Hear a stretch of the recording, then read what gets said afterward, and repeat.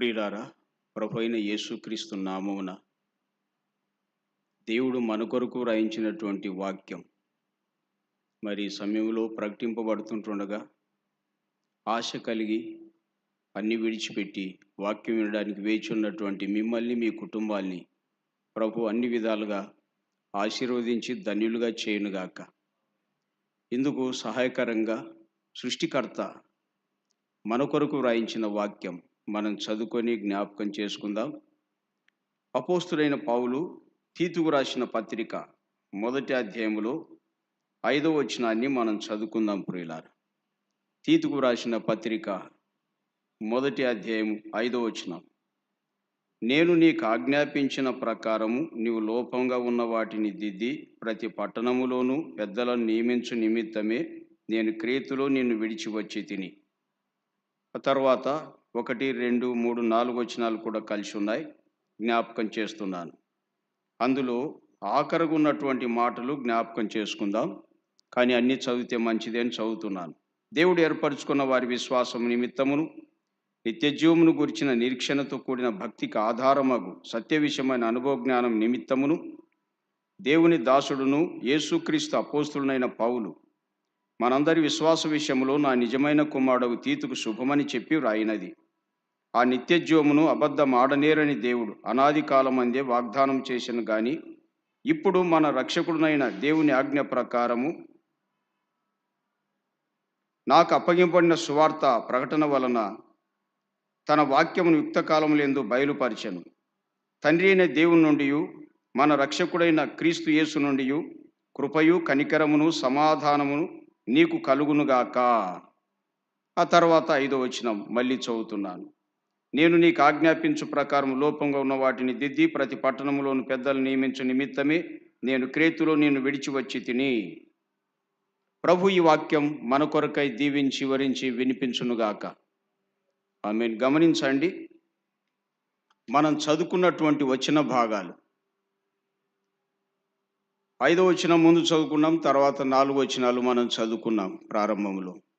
ఈ వాక్యాల ద్వారా నేను జ్ఞాపకం చేసేటువంటి అంశం ఏమిటంటే, నాయకులైనటువంటి వారికి,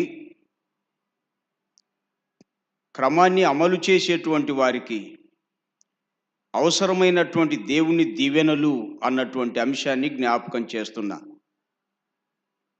నాయకులకు, సేవకులకు, సంఘ క్రమాన్ని పెద్దల్ని నియమించేటువంటి వారికి అవసరమైనటువంటి దేవుని దీవెనలు అంటారు. ఈ దీవెనలు ఉండుట ద్వారా మాత్రమే, గమనించండి, సంఘ క్రమం కానీ పెద్దల క్రమాలు కానీ తెలియచేసి నియమించడానికి అవకాశాలు ఉన్నాయి. ఈ దేవుని దీవెన లేకపోతే మనం న్యాయం చేకూర్చలేం ప్రియులారా. అందులో జ్ఞాపకం చేసుకుంటున్నాం, ఈ 1వ అధ్యాయంలోని తీతు పత్రిక 1వ అధ్యాయం 4వ వచనం ఆఖరు లైన్లో మనం చూసామండి. తండ్రి అయిన దేవుని నుండి మన రక్షకుడైన క్రీస్తు యేసు నుండి కృపయు కనికరమును సమాధానమును నీకు కలుగునుగాక అని మనం చూస్తున్నాం. ఆలోచించండి, ఈ మాటలు ఆలోచించాలా. క్రేతు ప్రాంతములో ఉన్నటువంటి సంఘాల మధ్యలో ఉంచబడ్డాడు తీతు. మరి ఈ తీతుకు ఆత్మ ద్వారా పౌలు ఏం రాశాడు అంటే, మనం జ్ఞాపకం చేసుకుంటున్నాం, కృప కనికరము సమాధానాలు నీకు కలుగునుగాక అన్నాడండి. ఇవి ఉంటేనే మాత్రమే అక్కడ ఉండి తాను ఏం పని చేయాలో ఆ పనులు చేయడానికి ఆయనకు వీలవుతుంది. ఈ 3 విషయాలు లేకపోతే మాత్రము తాను ఏ పనికి అక్కడ ఉంచబడ్డాడో ఆ పనిలో న్యాయం చేకూర్చలేడు. ఇది మనం జ్ఞాపకం చేసుకుంటున్నాం. మరి ఏ పనికి నియమించబడ్డాడు అంటే, పౌలు ద్వారా ఆజ్ఞాపింపబడినటువంటి వాటి లోపంగా ఉన్న వాటిని దిద్దాలా అనింది. క్రేతు ప్రాంతములో ఉన్నటువంటి సంఘాల్లో లోపంగా ఉన్న వాటిని దిద్దాలా. వాస్తవంగా అక్కడ ఉన్న ప్రజలు ఎలాంటి వాళ్ళో తెలుసా? అదే 1వ అధ్యాయంలోనే మనం చూస్తాం. ఒక మాటలో చూడండి, 1వ అధ్యాయంలో జ్ఞాపకం చేసుకుంటున్నాం. ఇలాగా చూస్తాం చూడండి, 12వ వచనం. వారిలో ఒకడు అనగా వారి సొంత ప్రవక్తల్లో ఒకడు ఇట్లన్నాడు, క్రేతులు ఎల్లప్పుడూ అబద్ధికులను దుష్టమృగములను సోమరులకు తిండిపోతున్నై ఉన్నారు. ఈ సాక్ష్యం నిజమే అనింది చూడండి. అబ్బో, దేవుని ప్రజలు దేవుని సంఘాల్లో ఉండి వాళ్ళు ఎలాంటి సాక్ష్యం కలిగి ఉన్నారో మనం జ్ఞాపకం చేసుకుంటున్నాం.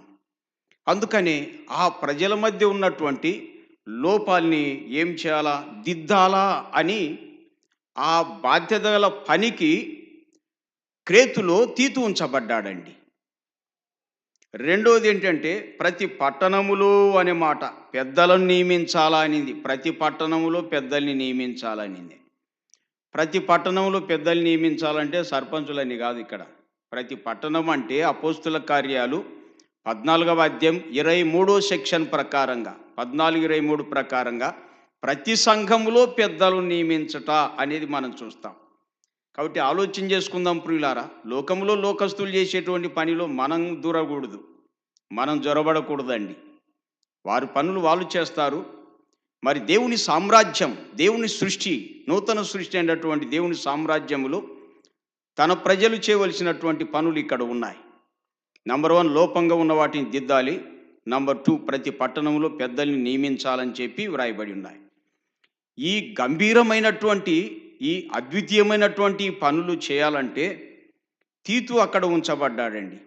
వీటిని చేయడానికి చేయవలసినటువంటి ఆ వ్యక్తికి దేవుని దీవెనలు అనేటివి అవసరమై ఉన్నాయి. అవి లేకపోతే చేయలేడు.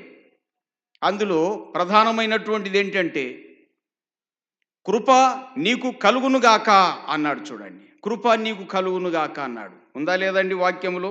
1:4 వచనములో కృప నీకు కలుగునుగాక అన్నాడు. ఇక్కడున్న కృప ఇది రక్షణకు సంబంధించింది కాదు. ఎఫెసీ పత్రిక 2:8 ప్రకారం మీరు కృపచేతనే రక్షింపబడి ఉన్నారు అనింది అండి. కాబట్టి ఇక్కడ ఉన్నటువంటి కృప ఇది రక్షణకు సంబంధించింది కాదు. ఆల్రెడీగా కృపచేత తీతు రక్షింపబడ్డాడు. మరి ఇక్కడున్నటువంటి కృప ఏమిటో తెలుసా? సామెతల గ్రంథం 19:22 సెక్షన్ ప్రకారంగా మనం చూస్తే, సామెతలు 19:22లో చూస్తే కృప చూపుట అన్నటువంటిది, కృపచేత రక్షింపబడినటువంటి నాయకులు, సేవకులు, విశ్వాసులు కృప చూపేటువంటి వాళ్ళై ఉండాల. తక్కినటువంటి వ్యక్తులకు కృప చూపాలండి. కృప అంటేనే అనర్హులైనటువంటి వారిని అర్హులుగా చేసేది, లోపం కలిగినటువంటి వారిని కూడా లోపం లేకుండా చూసేదే కృప అంటారు. కాబట్టి లోపంగా ఉన్న వాటిని దిద్దేటువంటి వ్యక్తుల్లో కృప అనేది చాలా ముఖ్యమైనటువంటి దీవెనండి. అది కృప అనేది ఉండాలి. కృప చూపుట నరుని పరులకు ప్రియునిగా చేయును అనే మాట ఉంది అక్కడ. కాబట్టి లోపాలు దిద్దేటువంటి వ్యక్తికి దేవుని దీవెన అన్నటువంటి కృప అన్నటువంటి తప్పనిసరిగా ఉండాలి ప్రియులారా. తద్వారా నీవు పరులకు ప్రియంగా ఉండిపోతావు. పరులకు ఎప్పుడైతే ప్రియంగా ఉంటావో మరి నీ సంఘములో ఉన్న వాళ్ళకు కూడా ప్రియంగా ఉండిపోతావు. ఎందుకంటే నువ్వు కృప చూపేటువంటి వాడవుగా ఉన్నావు. దేవుని కృప చేత రక్షణ పొందావు. నువ్వు కలిగినటువంటి నీ కృప ఇతరులకు చూపించడం ద్వారా వారి లోపాలని సరిచేయడానికి అవకాశం ఉంది. అందుకే ప్రతి విశ్వాసి కూడా దేవుని కృప అనే దీవెన ఉండుట అవసరమైంది. ఇప్పుడు చాలామంది మనలు ఎక్కువ మంది మనం ఉన్నటువంటి స్థలాల్లో అంత మంచిగా మనకు సాక్ష్యం లేకుండా ఉంది అని అంటే కారణం కృప అన్నటువంటి దేవుని దీవెన మన జీవితాల్లో కలిగి ఉండాలి ప్రియులారా. అది ఎంతో ముఖ్యమైనటువంటిదిగా వాక్యములో జ్ఞాపకం చేసుకుంటున్నా. కాబట్టి కృప నీకు కలుగునుగాక అన్నాడు. రెండోది దేవుని దీవెన ఏముండాలంటే కనికరం అనే మాట కనబడుతుంది అండి. కనికరం అనేది చాలా ముఖ్యమైనటువంటిది. యాకోబు పత్రిక 2వ అధ్యాయం 13వ సెక్షన్ ప్రకారంగా, యాకోబు పత్రిక 2:13 ప్రకారంగా కనికరము తీర్పును మించి అతిశయపడును అని వ్రాయబడింది.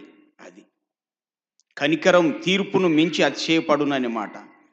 కాబట్టి దైవజనులైనటువంటి వారు, నాయకులు, సేవకులైనటువంటి వాళ్ళందరూ కూడా కనికరం అన్నటువంటిది చాలా కలిగి ఉండాలండి. యూదా పత్రికలో వాక్యం చూస్తే 22వ వచనం నుండి చూస్తే కనికరపడండి అని ఉంది, కనికరం చూపించండి అనే మాట ఉంది. కనికరం చాలా ముఖ్యమైనది అండి.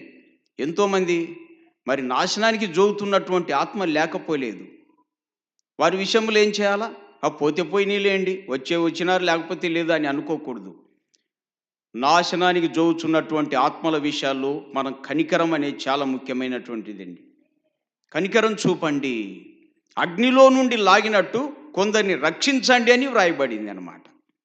అవును, చాలాసార్లు ఎంతోమంది బాధలో ఉండి రోగాల్లో పడి హాస్పిటల్లో ఉన్నటువంటి వారు ఎంతోమంది అలాంటి వాళ్ళ దగ్గరికి వెళ్ళి ఆఖరి దినాల్లో ప్రభు ప్రేమని చెప్పినప్పుడు వాళ్ళు కళ్ళని నీళ్లు పెట్టి ఏడ్చి ప్రభును ఒప్పుకున్నారండి. ఆ తర్వాత వాళ్ళు దేవుని దగ్గరికి వెళ్ళిపోయినారు, జీవితాన్ని చాలించి ప్రభు పిలుపుని అందుకొని వెళ్ళిపోయారు. దీన్ని అంతా ఏమంటారు తెలుసా? అగ్నిలో నుండి లాగినట్టు కొందరిని రక్షించండి అని దాని అర్థం.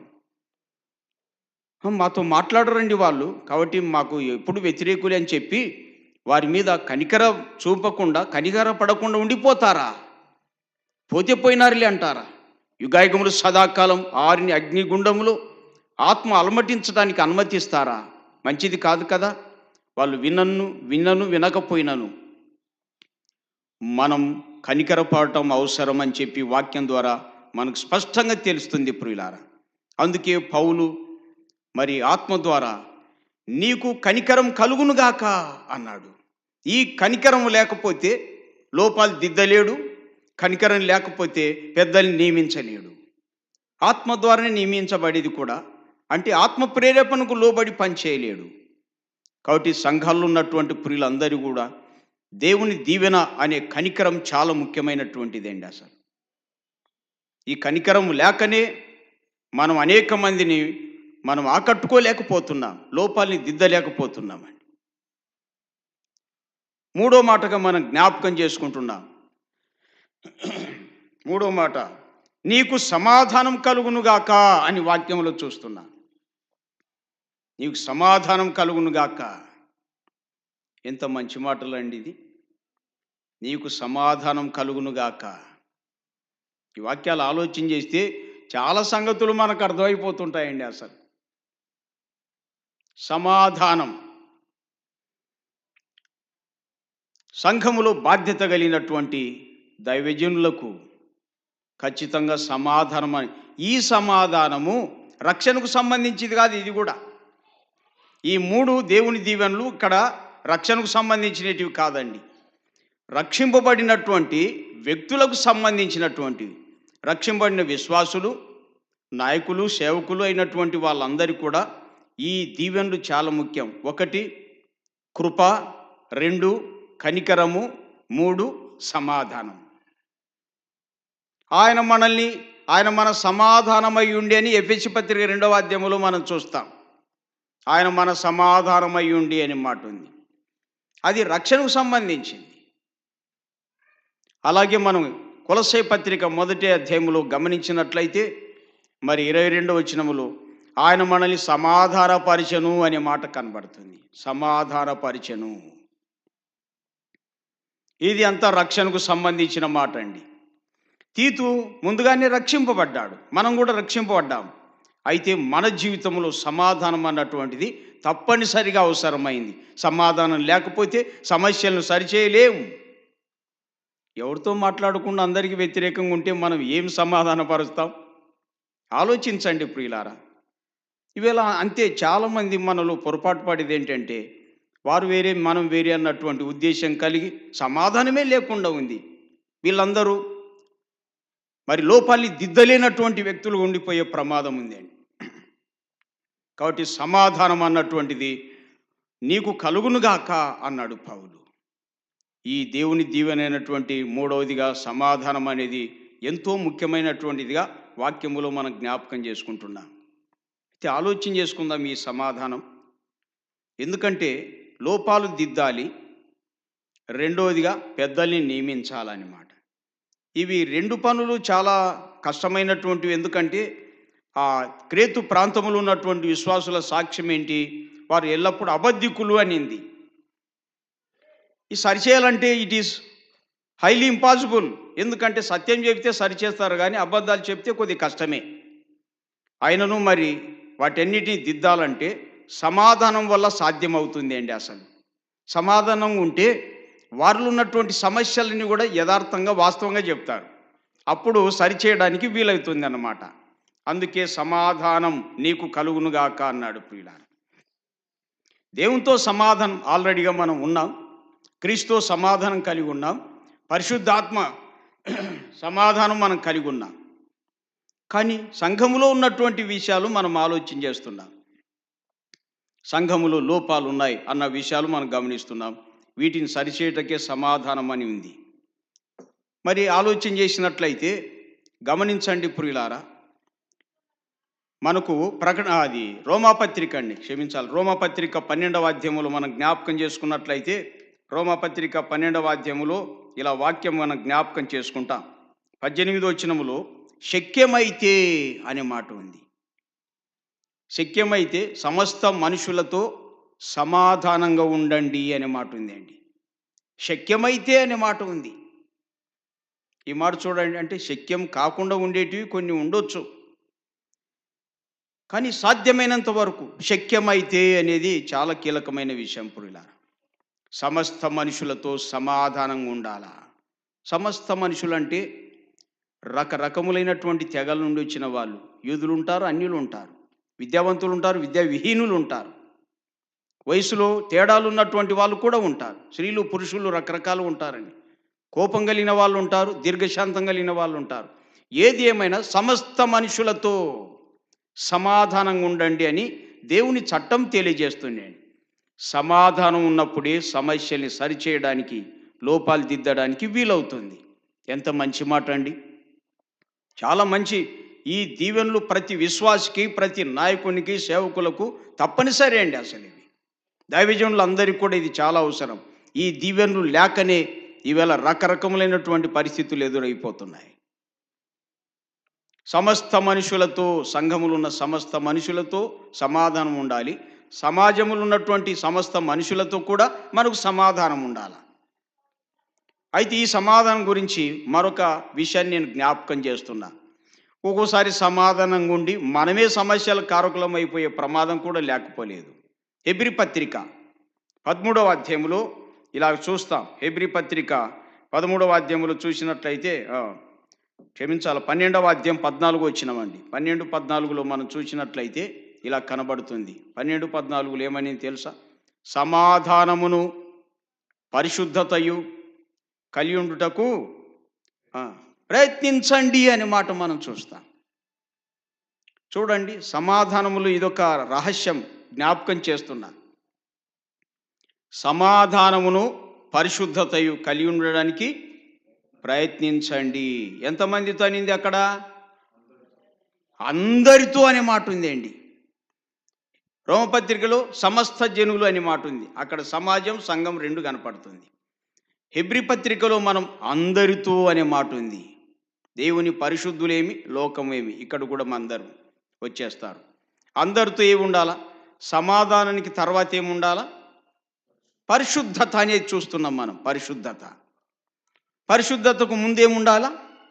సమాధానం అనేది చూస్తున్నాం. చూడండి, అది అన్నమాట. ఈ రెండు గుర్తు నేను చాలా సంవత్సరాల క్రితం స్టడీ చేశాను. ఇది ఏంటి ఇలాగ వ్రాయబడింది?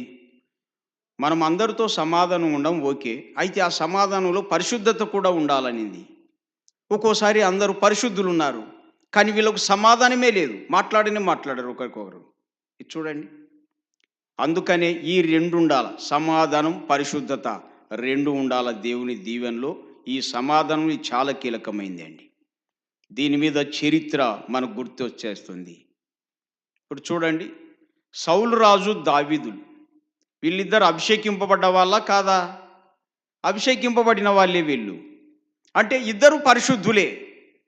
కానీ సౌలు రాజు మధ్య, దావీదుల మధ్య సమాధానం ఉందా? నో, లేనే లేదు. అది చూడండి.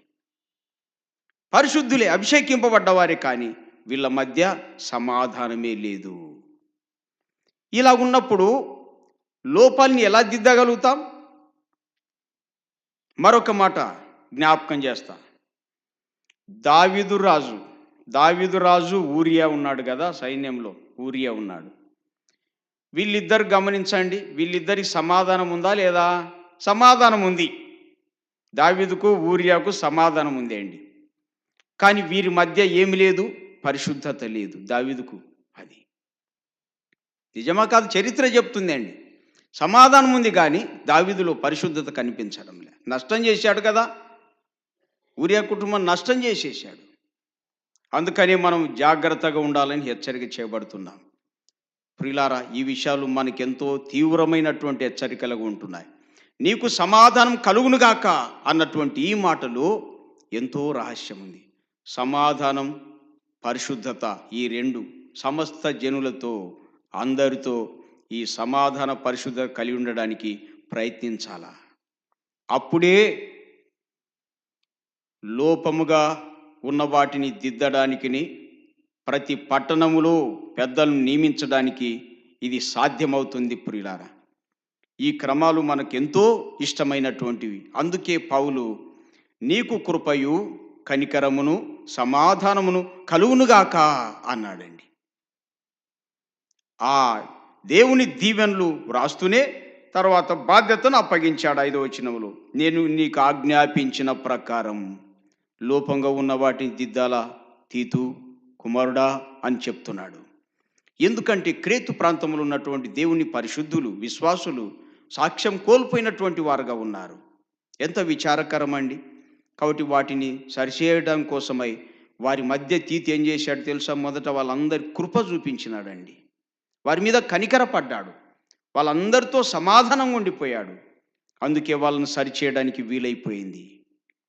ఆ తర్వాత దేవుని ఆత్మనే అధ్యక్షులను నియమించేవాడు. అపోస్తుల కార్యాలు 20వ అధ్యాయం 28వ సెక్షన్లో ఆ మాట ఉంది. పరిశుద్ధాత్మ దేనియందు మిమ్మల్ని అధ్యక్షులకు ఉంచెను. అపోస్తుల కార్యాలు 20:28 వచనంలో ఆ మాట ఉందండి. పెద్దలన్నా, అధ్యక్షులన్నా, కాపరులన్నా, మరి గమనించండి, నాయకులన్నా పర్యాయ పదాలుగా ఉంటాయి. కాబట్టి సంఘ బాధ్యులను నియమించేవాడు పరిశుద్ధాత్ముడు. అట్టి పరిశుద్ధాత్మను కలిగి ఉన్నాడు తీతు. అందుకే ఆ పని చేయడానికి నియమించబడ్డాడు ఆత్మ ద్వారా. మరి ప్రతి పట్టణంలో పెద్దల్ని నియమించాల తీతు అన్నాడు.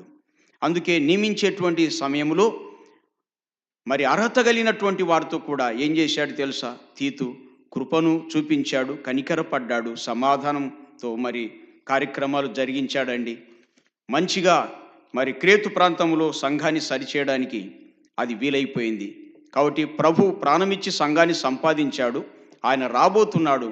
ఆయన వచ్చేంత వరకు లోకంలో జీవించినంతకాలం ఎంతమంది అయితే ఈ దేవుని దీవెనలు, కృపా, కనికరం, సమాధానాలు కలిగి ఉంటారో వారు లోపాలు దిద్దడానికి, పెద్దలు నియమించడానికి వీలవుతుంది. ఇట్టి ధన్యత అందరూ పొందాలని దేవుని పేరట ప్రేమతో మనవి చేస్తున్నా. ప్రభు మిమ్మల్ని ఆశీర్వదించునుగాక.